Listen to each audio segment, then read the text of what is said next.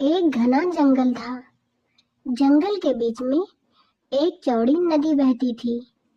उस नदी में एक भूखा मगरमच्छ रहता था। वह रोज सोचता, आज मुझे कोई स्वादिष्ट खाना मिलेगा। लेकिन मगरमच्छ की यह इच्छा पूरी नहीं होती। उसी नदी के किनारे एक चतुर लोमड़ी रहती थी। उसे नदी पार करके मीठे फल खाने थे, लेकिन नदी में मगरमच्छ होने की वजह से वह डरती थी। एक दिन लोमड़ी को एक तरकीब सूझी।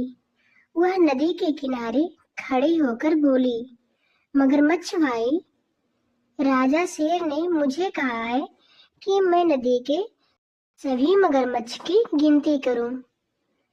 मगरमच्छ खुश हो गया। उसे लगा यह राजा का काम है।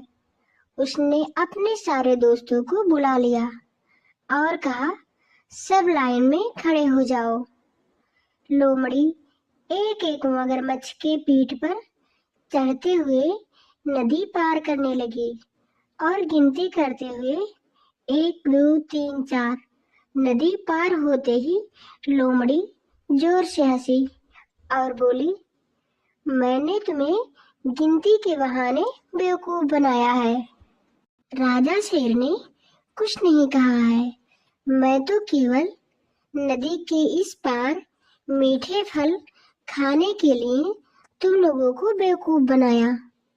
तब मगरमच्छ समझ गया कि लोमड़ी ने हम लोगों को बेवकूफ बनाया है और लोमड़ी आराम से फल खाकर खुश हो गई।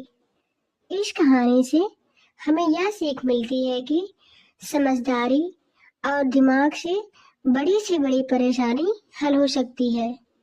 बिना सोचे किसी की बात पर भरोसा नहीं करना चाहिए।